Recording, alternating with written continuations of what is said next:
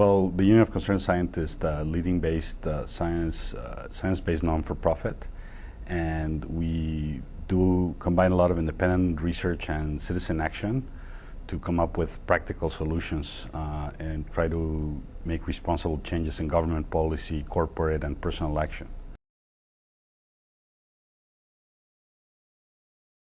Right now I'm working on a big project with REAMP that's looking at the electricity sector in the Midwest and see how we can meet the Midwestern Government Association 30% by 2030 goal. Hopefully, the analysis will be like a roadmap.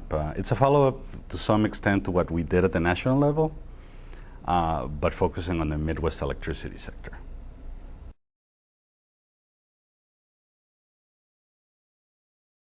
I grew up in Mexico City, and I grew up there at a time when the air pollution was horrible. Mexico City is an environmental disaster in many, many ways. It's not just the air, it's the water, and there's a lot of issues. And growing up, I always saw that as what kind of a tragedy. We're destroying this beautiful place. And so that really got me started with environmental issues.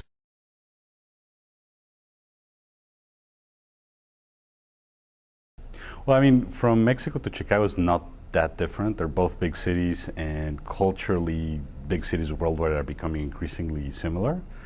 I think what was more of a cultural shock, my first job after I graduated from the master's was in rural Wisconsin, and that was definitely different for me. It was a lot of little cultural things that I didn't know and understand, and it took me a while. So, for example, in Mexico, it's easy for people to, when they meet somebody new, to just say, hey, how about we go out for dinner later, or what have you, and just friends. I'm not talking dates, but in Wisconsin, you had to plan for it. So at the beginning, I would ask, when I was trying to make friends, I would say, hey, how about we go for a drink later or something, and people say, no, I can't do it. It's maybe next week, and I always thought they were blowing me off until finally I figured out that no, because then the next week they would come back and say, hey, how about the drinks we talked about? And I was confused because I thought they were just being politely telling me no, and it turned out that no, they just like to plan things way in advance. Whereas in Mexico City, it's very spontaneous.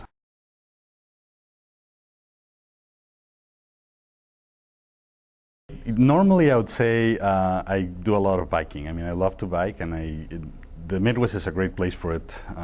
It's flat, it's safe to bike on the roads. Lately, I'm going to be a father soon, and so lately all my attention has been focused on that. So it seems that a lot of my hobbies have, for the time being, been put on the shelf.